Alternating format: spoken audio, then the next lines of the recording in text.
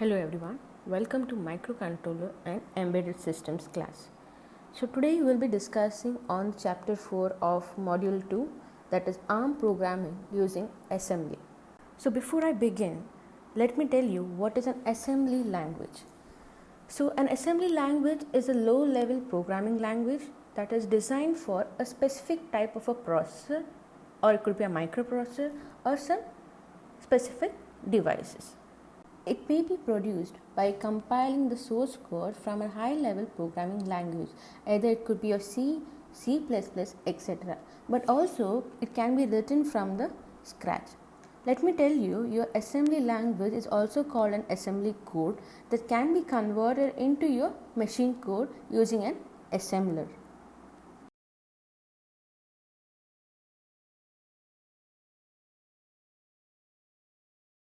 Coming to the first topic in this chapter, that is writing an assembly code. Before I begin, let me tell you why this assembly code is essential. Now consider an example of writing a C code carefully using some rules. So that time you will be having relatively efficient implementation. For maximum performance, we can optimize the critical routines using a handwritten assembly. Writing an assembly by hand will give you a direct control of the three optimization tools. So the three optimization tools are: the first thing is your instruction scheduling, the next is register allocation, and the third is your conditional execution.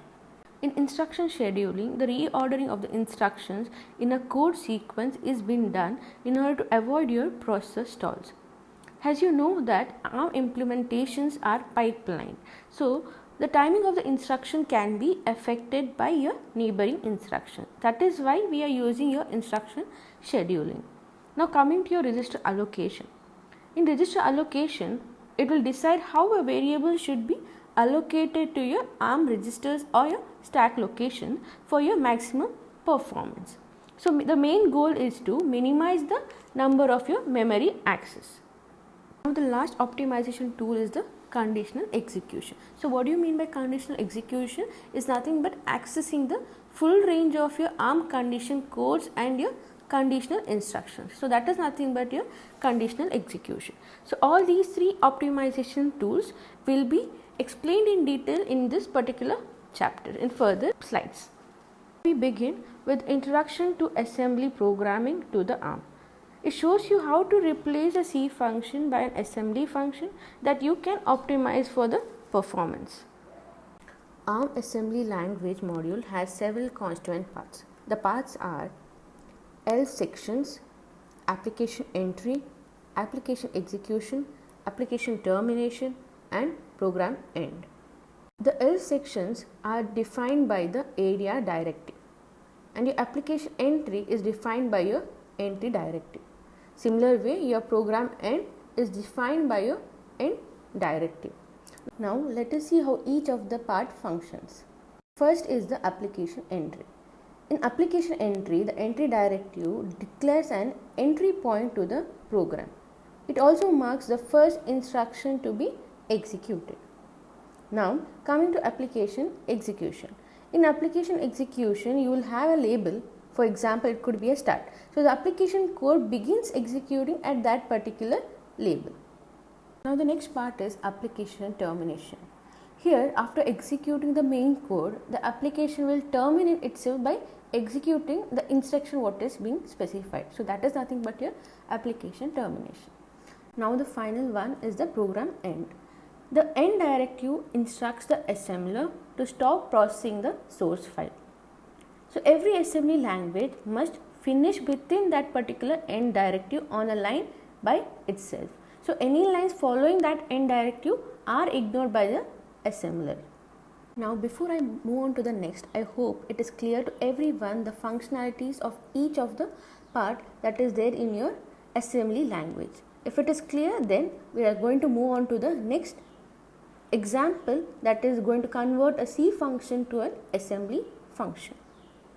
Consider the simple C program main.c. Following that, prints the squares of the integers from 0 to 9. Now let us see how to replace the square by an assembly function that performs the same action. For that, we have the first step. what we need to do is remove the C definition of the square, but not the declaration what is there in the second line, to produce a new C file called as main1.c. Now coming to the second step, next add an ARM-ASM assembler file square.as with the following contents what is being mentioned under the file square.as. So these contents are to be entered into square.as, and we need to have a separate file. One more is main1.c.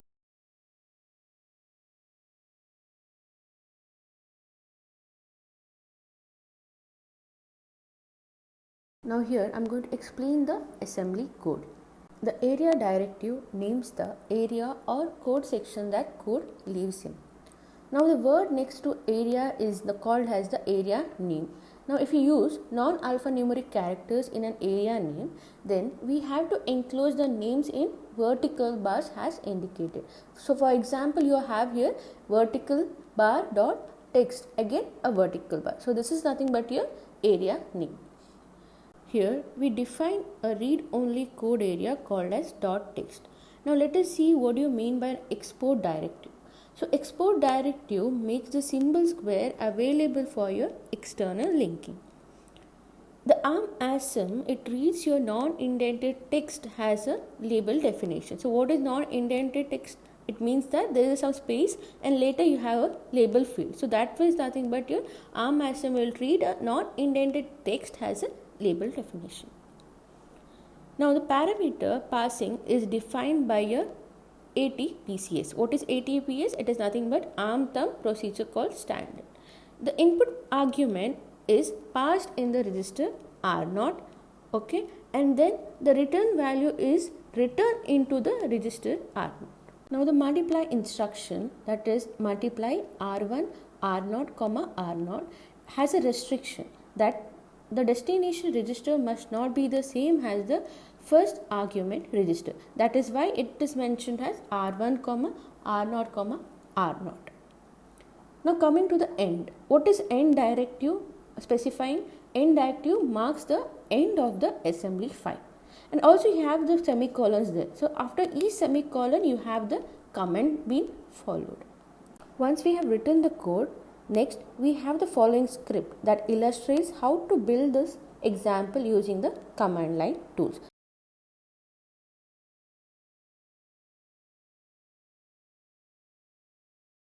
The example 1 only works if we compile our C as a ARM code. Now if you want to compile our C as a thumb code, then assembly routine must return the value using a BX instruction. The BX instruction is nothing but branch exchange instruction.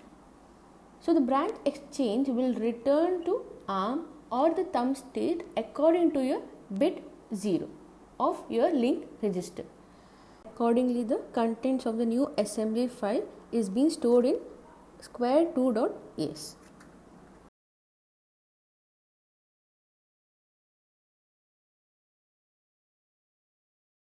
Consider this example 3, which shows how to call a subroutine from an assembly routine. For that, we have the first step, that is, we will take example 1 and convert the whole program including the main into assembly. Later, we will call the C library routine printf as a subroutine.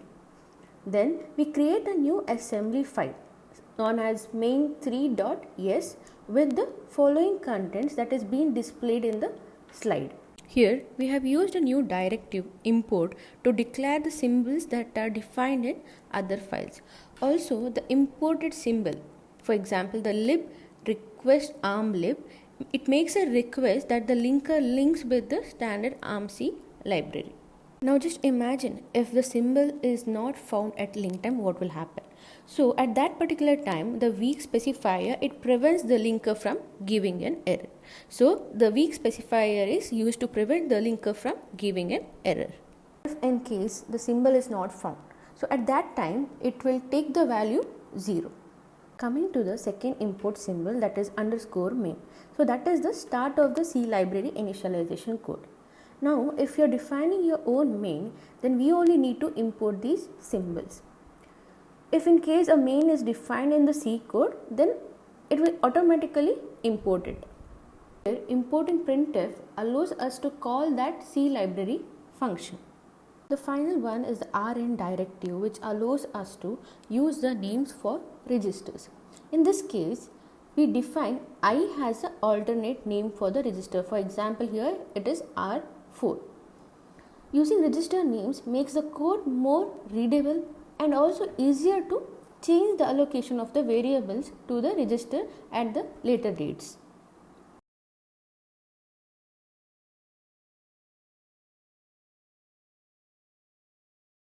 Here we know that ATPCS states that a function must preserve the registers. So the registers are R4 to R11 and the stack pointer.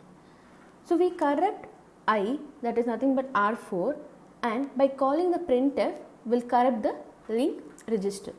Therefore what we do is we stack these two registers at the start of the function using store multiple full descending instruction. Next, the load multiple full descending instruction, what it does is it pulls these registers from the stack and returns by writing the return address to the program counter. Next is the DCB directive. So the DCB directive, it defines byte data described as a string or a comma separated list of bytes.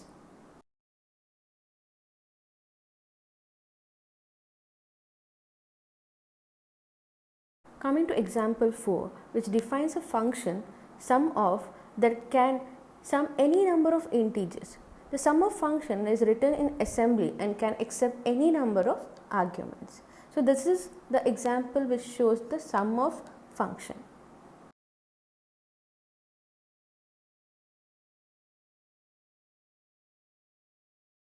Coming to the next topic is profiling and cycle counting. In the first stage of any optimization process, it is to identify the critical routines and measure their current performance. Routines are nothing but the task or the actions that is being taken place in the daily process. Now, in order to measure the proportions of the time or processing cycle that is being spent in each subroutine, we make use of a specific tool that is called as a profiler. So we make use of the profiler to identify the most critical routines. What do you mean by a cycle counter? A cycle counter, it measures the number of cycles taken by a specific routine. So you can measure your success by using a cycle counter and also to benchmark a given subroutine either before and after an optimization. So benchmark is nothing but what? A standard that is being used. Next, an ARM simulator is also being used by a ADS 1.1 debugger, and that is called as an ARMulator, and that provides your profiling and cycle counting features.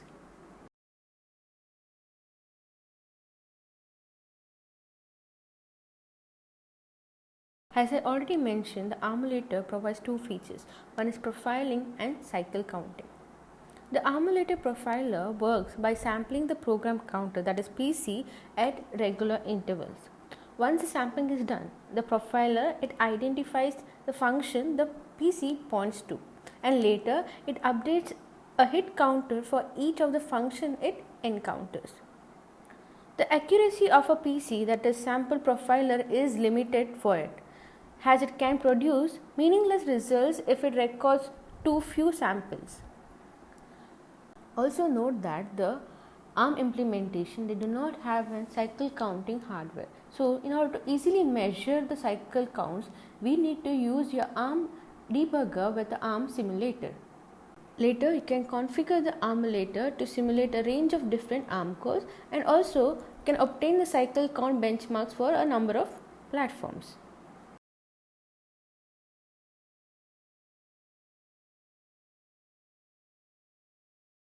In the beginning of the session, we had begun with the three optimization tools: instruction scheduling, register allocation, and conditional execution. So here we are going to begin with the first one, that is instruction scheduling. As we know that instruction scheduling is nothing but reordering the instructions in order to avoid the processor stalls. So the time taken to execute the instruction here mainly depends on the implementation of the pipeline. And also here we are going to use your ARM9 TDMI pipeline timings. The instructions that are conditional on the value of the ARM condition codes in the CPSR take only one cycle if the condition is not met. If in case the condition is going to be met, then the following rules will be applied. Coming to the first rule, that is ALU operations such as addition, subtraction and logical operation, they take one cycle for completion of an instruction. This includes a shift by an immediate value. So the immediate value, it could be an offset value.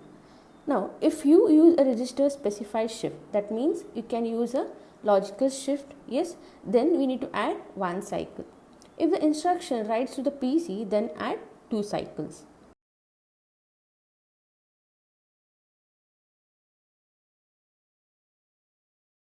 The next rule is that the load instruction that load n 32-bit words of memory such as your load register and load multiple, they take n cycles to issue. But the result of the last word loaded is not available on the following cycle. Therefore, the updated load address is available on the next cycle. This assumes a zero wait state memory for an uncached system or a cache hit for a cached system.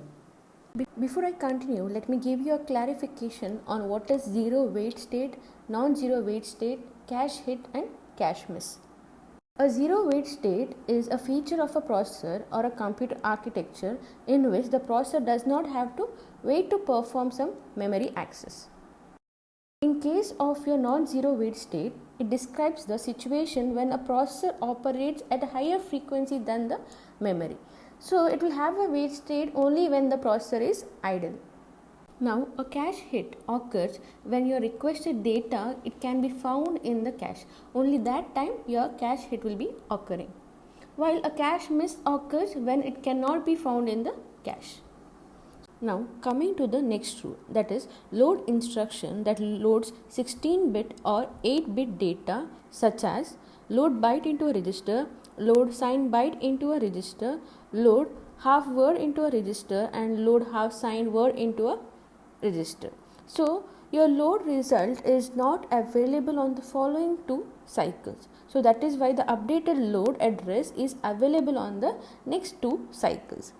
This is how it assumes the zero wait state memory for an uncached system or a cache hit for a cached system.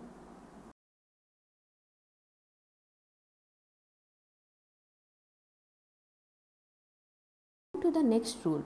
In the next rule, it says that branch instruction take only 3 cycles. Next rule is that the store instructions that store n values only take n cycles, and the store multiple of a single value is exceptional by taking 2 cycles. The next rule is that the multiply instructions take a varying number of cycles depending on the value of the second operand in the product. In order to understand how to schedule code efficiently on the ARM, we need to understand ARM pipeline and the dependencies. So here we have the ARM9 TDMI processor that performs 5 operations. So the 5 operations are fetch, decode, ALU, LS1 and LS2.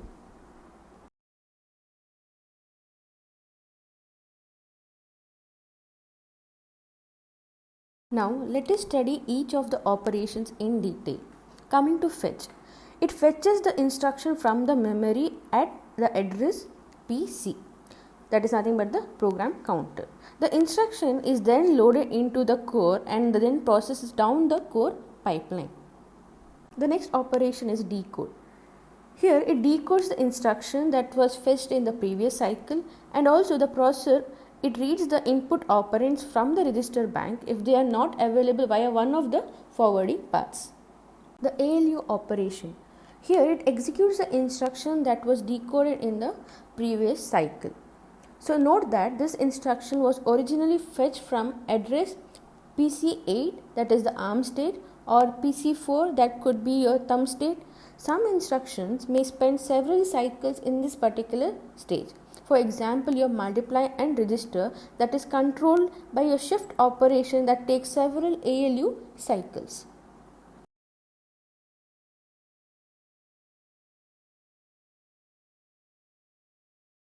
Coming to the next operation, that is LS1.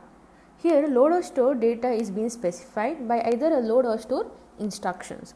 Now if the instruction is not a load or store, then this stage has no effect.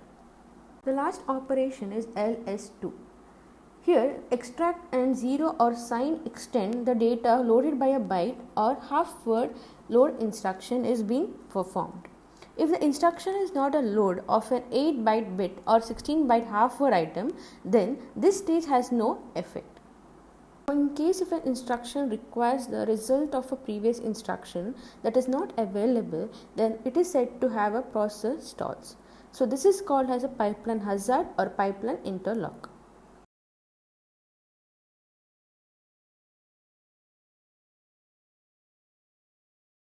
Example 5 shows the case where there is no interlock.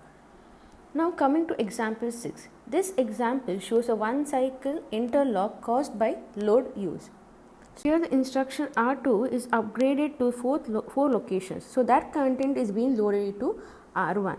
Then that R1 is added to R0 and then again is saved in R0 in the next instruction. Here the instruction pair takes 3 cycles.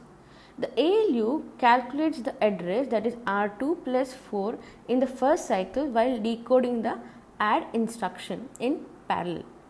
Next, the add cannot proceed on the second cycle because the load instruction has not yet loaded the value of R1. Therefore, the pipeline stalls, also called as pipeline bubble, that is for only one cycle. Here the process stalls the add instruction for one cycle in the ALU stage of the pipeline, while the load instruction it completes the LS1 stage. We have denoted this stall by an italic add, also encircled with the red color. Now that R1 is ready, the processor executes the add on the third cycle. The load register instruction proceeds down the pipeline, but the add instruction is stalled, a gap opens up between them. This gap is sometimes called as a pipeline bubble. So here it is denoted with the dash in LS1 stage.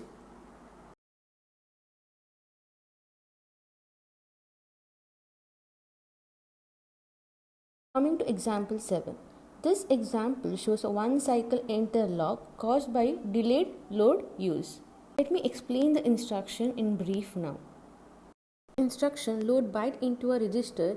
Here the register R2 is the memory location and it is being upgraded to +1, that is nothing but the R2 comma #1, where the contents of that particular location are being saved to R1.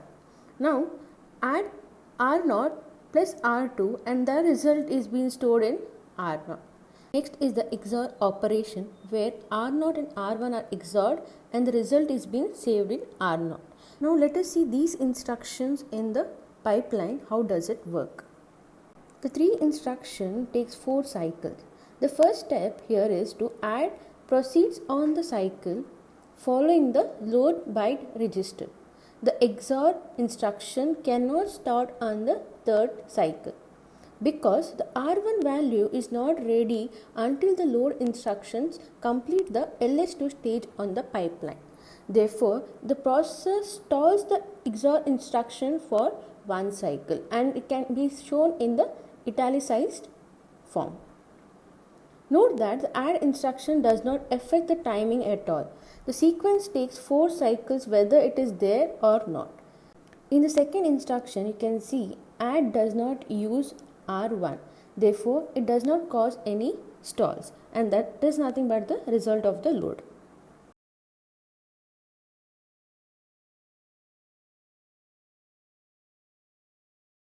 Coming to example 8. This example shows why a branch instruction takes 3 cycles. So before I start, let me tell you what is pipeline flushing. It is a procedure that is enacted by a CPU when it is unable to ensure that it will correctly process its instruction pipeline in the next clock cycle. So that is what known as your pipeline flushing. So here the processor flushes the pipeline when jumping to a new address. Here 3 executed instructions take a total of 5 cycles. The move instruction executes on the first cycle. On the second cycle, the branch instruction, it will calculate the destination address. So this causes the core to flush the pipeline and it will refill it using the next new address, that is a new PC value. The refill takes 2 cycles extra. So finally, the sub instruction executes normally.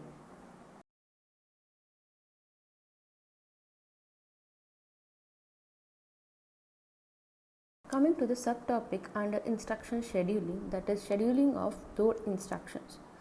Here the load instructions occur frequently in compiled code, accounting for approximately 1/3 of all the instructions. In order to improve the performance, a careful scheduling of load instructions should be done so that the pipeline stalls does not occur. The compiler attempts to schedule the code as best it can, but analyzing the problems of the C limits the available optimization.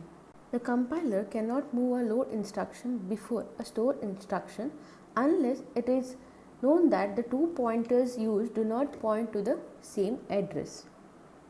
Here, the compiler cannot move a load instruction before a store instruction unless it is known that the 2 pointers used do not point to the same address. Now, let us consider an example of a memory intensive task. The following function store _to lower copies a 0 terminated string of characters from in to out. It converts the string to lowercase in this process.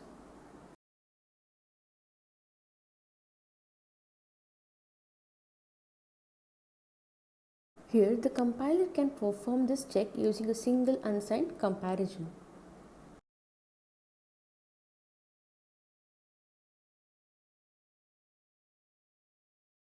Here, the sub instruction uses the value of the C directly after the load byte register instruction that loads C.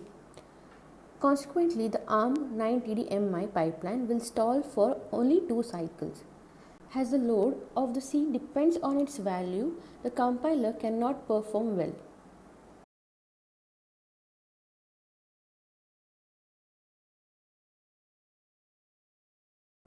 There are 2 ways you can alter the structure of the algorithm to avoid the cycles by using the assembly.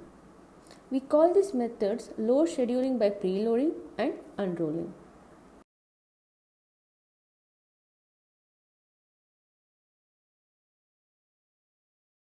Coming to the next optimization tool, that is register allocation. Here we can use 14 of the 16 visible ARM registers to hold the general purpose data. There are other 2 registers that are the stack pointer R13 and the program counter R15.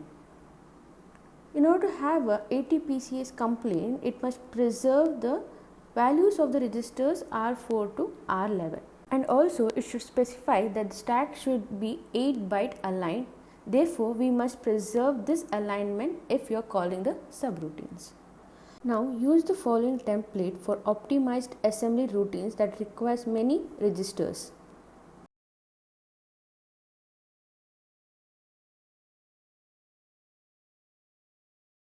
Now for ARM version 5 and above, you can use the preceding template even when being called from thumb code.